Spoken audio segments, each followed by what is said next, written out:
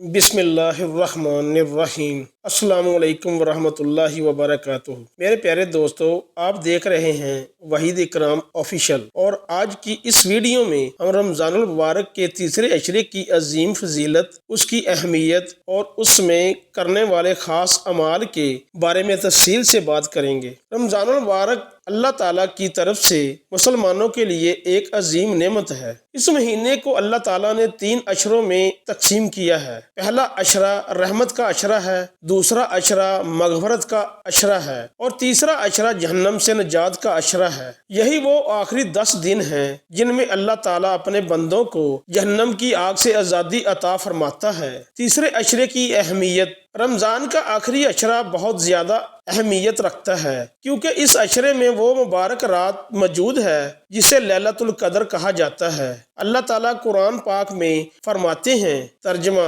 شب قدر 1000 مہینوں سے بہتر ہے۔ اس کا مطلب یہ ہے کہ اگر کوئی شخص اس ایک رات میں عبادت کر لے تو اسے 83 سال سے زیادہ عبادت کا ثواب مل سکتا ہے۔ نبی کریم صلی اللہ علیہ وآلہ وسلم کا عمل آخری عشرے میں، جب رمضان کا آخری عشرہ شروع ہوتا تو نبی کریم صلی اللہ علیہ وآلہ وسلم اپنی عبادت میں بہت زیادہ اضافہ کر دیتے تھے۔ حضرت عائشہ رضی اللہ تعالی عنہ فرماتی ہیں، جب رمضان کا آخری عشرہ آتا تو رسول اللہ صلی اللہ علیہ وآلہ وسلم راتوں کو جاگتے، اپنے گھر والوں کو بھی جگاتے اور عبادت میں بہت زیادہ محنت کرتے تھے۔ اس حدیث سے ہمیں یہ سبق ملتا ہے کہ ہمیں بھی آخری 10 دنوں میں زیادہ سے زیادہ عبادت کرنی چاہیے۔ اعتکاف کی فضیلت۔ رمضان کے آخری عشرے کی ایک بہت بڑی سنت اعتکاف ہے۔ اعتکاف کا مطلب ہے کہ انسان اللہ کی رضا کے لیے مسجد میں ٹھہر جائے اور دنیا کے کاموں سے الگ ہو کر عبادت میں مصروف ہو جائے۔ نبی کریم صلی اللہ علیہ وآلہ وسلم ہر سال رمضان کے آخری عشرے میں اعتکاف فرمایا کرتے تھے۔ اعتکاف کے دوران انسان کو یہ فائدے حاصل ہوتے ہیں: دل اللہ کی طرف متوجہ ہو جاتا ہے، گناہوں سے دوری پیدا ہوتی ہے، روحانی سکون حاصل ہوتا ہے، لیلۃ القدر کی تلاش۔ رمضان کے آخری عشرے کی سب سے اہم چیز لیلۃ القدر کی تلاش ہے۔ نبی کریم صلی اللہ علیہ وآلہ وسلم نے فرمایا، شب قدر کو رمضان کی آخری 10 راتوں میں تلاش کرو، خاص طور پر طاق راتوں میں: 21 رمضان، 23 رمضان، 25 رمضان، 27 رمضان، 29 رمضان۔ ان راتوں میں عبادت کا بہت زیادہ اہتمام کرنا چاہیے۔ شب قدر کی دعا۔ حضرت عائشہ رضی اللہ تعالیٰ عنہا نے نبی کریم صلی اللہ علیہ وآلہ وسلم سے پوچھا، اگر مجھے شب قدر مل جائے تو میں کون سی دعا پڑھوں؟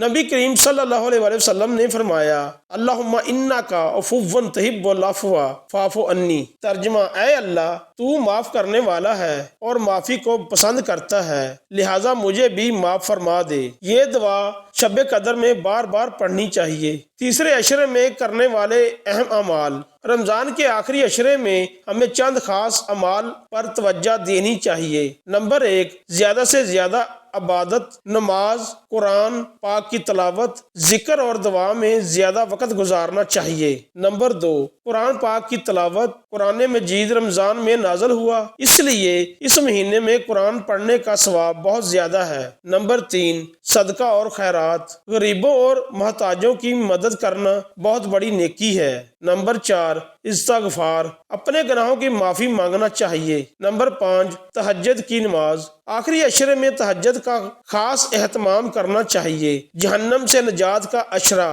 رمضان کا آخری عشرہ دراصل جہنم سے آزادی کا عشرہ ہے۔ اس عشرے میں اللہ تعالیٰ بے شمار بندوں کو جہنم کی آگ سے آزاد فرما دیتا ہے۔ اس لیے ہمیں چاہیے کہ اپنے گناہوں سے توبہ کریں، دل سے اللہ کی طرف رجوع کریں، زیادہ سے زیادہ دعا کریں۔ سچی توبہ کی اہمیت۔ اگر کوئی شخص سچے دل سے توبہ کر لے تو اللہ تعالیٰ اس کے تمام گناہ معاف کر دیتا ہے۔ اللہ تعالیٰ قرآن میں فرماتے ہیں، بے شک اللہ توبہ کرنے والوں کو پسند کرتا ہے۔ رمضان کا آخری عشرہ توبہ کے لیے سب سے بہترین وقت ہے۔ دعا کی مقبولیت کا وقت۔ رمضان میں خاص طور پر آخری عشرے میں دعا بہت زیادہ قبول ہوتی ہے، اس لیے ہمیں اپنے لیے، اپنے والدین کے لیے، اپنے خاندان کے لیے اور پوری امت مسلمہ کے لیے دعا کرنی چاہیے۔ آخری عشرے کا پیغام۔ میرے عزیز دوستو، رمضان کا آخری عشرہ ہمیں یہ پیغام دیتا ہے کہ ہم اپنی زندگی کو بہتر بہتر بنائیں۔ یہ وہ وقت ہے جب ہمیں اللہ کے قریب ہونا چاہیے، گناہوں سے دور ہونا چاہیے، عبادت میں اضافہ کرنا چاہیے۔ اختتامی پیغام: اگر ہم رمضان کے آخری عشرے کو صحیح طریقے سے گزار لیں تو یہ ہماری زندگی بدل سکتا ہے۔ ہو سکتا ہے یہ رمضان ہماری زندگی کا آخری رمضان ہو، اس لیے ہمیں اس کے ہر لمحے کی قدر کرنی چاہیے۔ اللہ تعالی ہمیں رمضان کے تیسرے عشرے کی برکتیں حاصل کرنے کی توفیق عطا فرمائے اور ہمیں جہنم کی آگ سے نجات عطا فرمائے، آمین۔ اگر آپ کو یہ ویڈیو اچھی لگی ہو تو ویڈیو کو لائک کریں، اپنے دوستوں کے ساتھ شیئر کریں اور ہمارے چینل وحید اکرام آفیشیل کو سبسکرائب کرنا مت بھولیں۔ اللہ حافظ۔